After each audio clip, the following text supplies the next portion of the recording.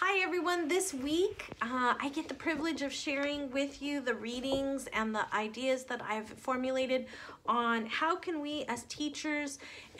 become more inclusive to parents, students, their communities, their families, not just in the classroom but in the school itself and in major decision-making processes during the school year.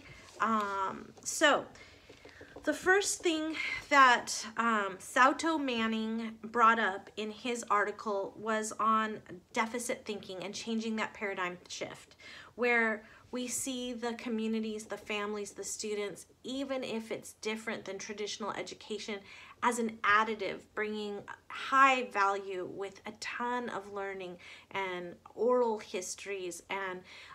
rich experiences for our students to learn and grow, and we as educators to continue to learn and grow. So that's the first one. And then also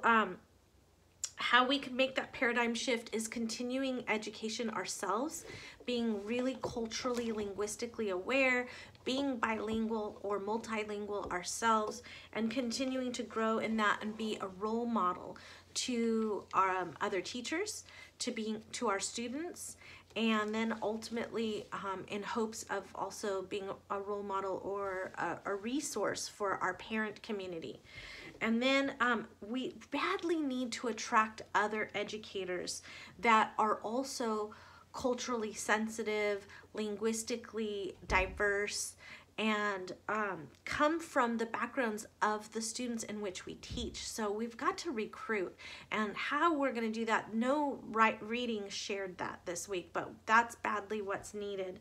And then to focus on family and children's strengths and what they can bring into the classroom, meeting the parents where they want to be met, if they want to be met, and giving them multiple opportunities and multiple options of how, not only how to meet,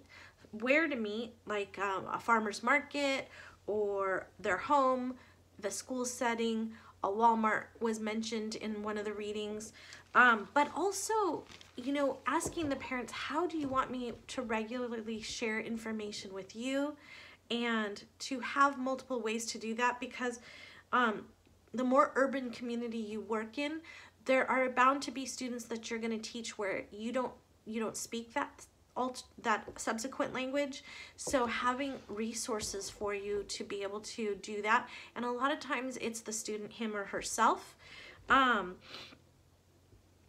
giving a diverse collection of ways to become involved in the classroom. I can't say that enough, just because a lot of these parents are working 7 days a week, are working 2 and 3 jobs. Some of them, you know, were fortunate enough to immigrate themselves, but their families were not always able to. So if that's not the case, and a grandparent can be involved, of course, go that avenue. If they can't, then come up with other things so that the parent still feels involved, included, and the student still sees their parent as involved and included whenever possible. Recognizing multiple approaches, the teacher continuing to be a lifelong learner, I mentioned that, and then doing some kind of appreciation and recognition for multiple ways that parents are showing linguistic and cultural diversity in the communities, and bringing that into the classroom and recognizing and empowering the kids so that they see that those are additive values to all of us, and that we can all be lifelong learners and learn and grow from those resources as well, and the students feel empowered and the families feel empowered. Let's see. Also, it's important that we take the role of countering our peer teachers' negative approaches to why parents are not involved, and teaching them. And when we have higher expectations of ourselves, we also then tend to have higher expectations of our students and of our parental involvement as well.